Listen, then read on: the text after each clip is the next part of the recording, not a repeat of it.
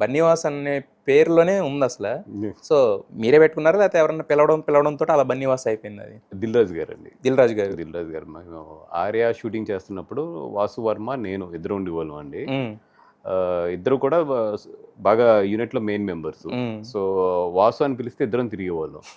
అప్పుడు నుంచి దిల్ రాజు గారు ఏం మొదలెట్టారంటే నన్ను బన్నీ వాసు అని పిలవడం మొదలెట్టారు. ఆయన ఆ వాసులు ఇద్దరు వాసులు డిఫరెన్షియేట్ చేయడానికి. తర్వాత సుకుమార్ గారు మొదలెట్టారు అలా బన్నీవాస్. ఇంకా అలా అలా అలా అలా ఆర్యాలో పుట్టిన నేమ్ అటండి. అదే ఆర్య ఏమో బన్నీ గారి కెరీర్లో గేమ్ చేంజర్ అయింది, మీకేమో నేమ్ చేంజర్ అయింది. సర్ నేమ్ ఇచ్చింది. ఇంట్లో వాళ్ళు పెట్టిన పేరు వేరు ఇలా ఉండేది కదా. ఇప్పుడు మీ ప్రొడ్యూసర్గా కూడా మీ పేరు బన్నీవాస్ అని పడుతుంది కదా. అవునండి. ఫస్ట్ టైం టెక్నికల్గా కూడా బన్నీవాస్ అని మీద వేసినప్పుడు ఇంటికాడ వాళ్ళు ఏమన్నారు? అంటే ఒకటండి, నాకు ఫస్ట్ నుంచి కూడా చిన్నప్పటి నుంచి కూడా వెరీ ఇండివిజువల్గానే వదిలేశారు. ఎప్పుడు కూడా రిస్ట్రిక్షన్స్ అయింది మా ఫాదర్ వైపు నుంచి కానీ పెద్ద ఎక్కువ ఉండదు. 100% లవ్కి పేరు వేసేటప్పుడు నేను ఆలోచించుకున్నాను. అంటే my original name is Uday Srinivas. ఆర్యాలో నాది ఉదయ్ శ్రీనివాస్ అనే పడుతుంది. ఓకే. సో నేను ఆలోచించుకున్నప్పుడు ఒకటే నాకు అనిపించింది ఏంటంటే what ever today I'm here in the film is because of the Bunny గారు. సో ఇంకా అంతకనే ఉంటుంది ఒక నాకు. సో ఓకే, నేను ఇంకా సినిమాలో ఉన్నంత కాలం గుర్తింపు అన్ని కూడా బికాస్ ఆఫ్ ఆయన ఫస్ట్ స్టార్టింగ్ ఆయనే కాబట్టి నాకు. సో నేను ఎంత ఎదిగినా ఏదైనా కూడా ఒక గ్రాటిట్యూడ్గా మాత్రం యాజ్ ఏ స్క్రీన్ నేమ్గా మాత్రం అది ఉంచేయాలి అనుకున్నాను. అందుకని అది ఉంచేసాను. మరి బన్నీ గారు ఏమన్నారు ఈ పేరు వినగానే? ఫస్ట్ ఇంకా ఆయనకి లైఫ్లో అలవాటు అయిపోయిందండి. ఇప్పుడు ఆయన ఎవరితో చెప్పేటప్పుడు కూడా మా వాసు అంటారు ఫస్ట్, తర్వాత అదే మన బన్నీవాస్ అంటారు. సో ఆయన కూడా అది అలవాటు అయిపోయింది. ఇప్పుడు ఆర్యకి ఉదయ్ శ్రీనివాస్ అని పడింది అన్నారు. ఆర్యకి ఏంటి సార్ మీ వర్క్ అసలు ఏంటి? ఆర్యకి ఏంటంటే ఫస్ట్లో అసలు యాక్చువల్లీ నాది బన్నీ గారు మారుతి మెయిన్ చెప్పాలంటే మీ ముగ్గురం కూడా మారుతి నేను ఫస్ట్ ఫ్రెండ్స్. బన్నీ గారి కన్నా ఫస్ట్ నాకు మారుతి పరిచయం. సుధీర్ వర్మ డైరెక్టర్ ఉన్నాడు కదా, నేను సుధీర్ వర్మ మారుతి అందరం కూడా ఫ్రెండ్స్ మామూలుగా. ఓకే. మేము బేసికల్గా నేను మారుతి గారు ఏంటంటే ఆయన 2D యానిమేటర్, నేను వచ్చి 3D యానిమేటర్. ఆయన డిజ్వికిస్ట్లో చేసేవారు, నేను పెంటాసాఫ్ట్లో నేర్చుకున్న తర్వాత నేను ఫ్రీలాన్సర్గా చేసేవాడిని. ఆ టైంలో బన్నీ గారు మారుతి గారి దగ్గరికి 2D యానిమేషన్ నేర్చుకోవడానికి వచ్చేవారు. ఓకే. ఇటు సైడ్ ఏమో నాకు వంశీ అని ఇంకో ఫ్రెండ్ ఉండేవాడు. వంశీ మళ్ళీ బన్నీ గారి బ్రదర్ బాబీ ఫ్రెండ్స్ మాట. అట్లాగా ఫస్ట్ ఏంటంటే వంశీ ద్వారా నేను బాబీని కలిసాను. ఆయనకు ఒక వెబ్సైట్ చేయడానికి అని చెప్పి అప్పుడు ఏంటంటే 3D చేయడం కానీ HTML ఇవన్నీ కూడా చాలా తక్కువ పీపుల్ ఉండేవాళ్ళు. సో అట్లాగేంటంటే ఆయనకు వెబ్సైట్ చేయడానికి అని చెప్పి ఫస్ట్ ఆయనతో పరిచయం. ఆయన దగ్గర నుంచి జానీ సినిమాకి మారుతి గారు నేను వెళ్ళి ఆ లోగో డిజైన్ జే అని ఉంటుంది కదా దాని అని చెప్పి అరవింద్ గారు పిలిస్తే దాన్ని మర్చెంటైజ్ గురించి ఇట్ల గురించి డిజైన్ చేయమంటే దాని గురించి వెళ్ళామండి. అట్లాగా అరవింద్ గారి దగ్గర గీతార్స్లో జర్నీ స్టార్ట్ అయినప్పుడు మన బాబీ గారు ఒక రోజు పిలిచి, అప్పుడు బన్నీ గారు అలాగలా పరిచయం అవుతున్నారు. బట్ తనలో అప్పుడు కూడా ఎనర్జీ చాలా ఇదిగా ఉండేది. గంగోత్రి అప్పుడే రన్నింగ్లో ఉంది. సో ఇట్లాగా గంగోత్రి కరెక్ట్ రిలీజ్కి ఒక 4-5 months ముందు అనుకుంటా.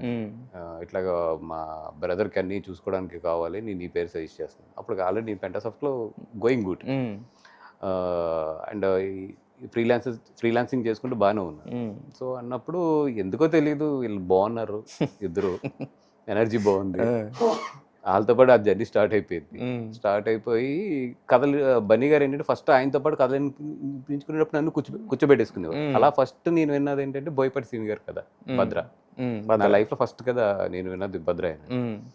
దాని గురించి డిస్కషన్స్ జరుగుతున్నప్పుడు ఒక రోజు బన్నీ గారు వచ్చి అసలు రావడమే ఫుల్ ఒక మంచి ఎనర్జీలో వచ్చి నేను ఒక కథ నన్ను వాసు అదిరిపోయింది మామూలుగా లేదని ఆయన చెప్పడం మొదలు పెడితే నాకు నవ్వుతున్నా. నెక్స్ట్ డే సుకుమార్ గారు, దిల్ రాజు గారు ఆఫీస్కి వచ్చారు, అరవింద్ గారు, నేను మొత్తం అందరూ కూడా కూర్చుని విన్నాం. కథ అయితే అదిరిపోయింది. అప్పుడు ఏంటంటే నాకు ఇంత జడ్జిమెంట్స్ ఇవన్నీ కూడా తెలియదు, విన్నాను బాగుంది అంతే. ఆర్య అప్పుడు ఏంటంటే ఆ కోఆర్డినేషన్కి బన్నీ గారికి దిల్ రాజు గారికి మధ్యలో కోఆర్డినేషన్కి నన్ను పెట్టారు అన్నమాట అరవింద్ గారు. అట్లాగే ఏంటంటే దిల్ రాజు గారు బాగా క్లోజ్ అవ్వడం, సుకుమార్ గారు బాగా క్లోజ్ అవ్వడం, వీళ్ళందరూ కోఆర్డినేట్ చేయడం, అట్లా ఆ యూనిట్లో one of the main member కింద ఆర్య జర్నీలో పార్ట్ అయిపోయాం అన్నమాట. ఓకే. ఇంకా అక్కడ దాని తర్వాత ఇంకా రిలేషన్స్ అన్ని డెవలప్ అవ్వడం, ఆర్యానా వెస్ట్ గోదావరి మళ్ళీ దిల్ రాజు గారు నన్నే చూసుకోమని చెప్పి చెప్పడం, అక్కడి నుంచి మొత్తం టోటల్ జర్నీ మారిపోయింది. బట్ దిల్ రాజు గారు ఒకసారి చెప్తూ అల్లు అరవింద్ గారు ఫైల్స్ పట్టుకుని ఇంకా ఆయనతో పాటు కార్లోంచి ఒక అతను దిగాడు, దిగితే మామూలుగా వచ్చాడు అనుకున్నాను, రైట్స్ కొన్నాడు, గోదావరి వాళ్ళు మామూలు వాడు కదా అన్నారు కదా. నాకు బాగా గుర్తండి. అంటే పాలకొల్లు హైర్ వేయడానికి కానీ బన్నీ గారు రికమెండ్ చేశారు వాసుకి ఇవ్వండి హైర్ పాలకొల్లు అంటే, సరేనా అని చెప్పి అప్పుడు వేరే డిస్ట్రిబ్యూటర్ ఉండేవారు, ఆయన దగ్గరికి పంపిస్తే అతను చాలా ఎక్కువ చెప్పాడు రేటు.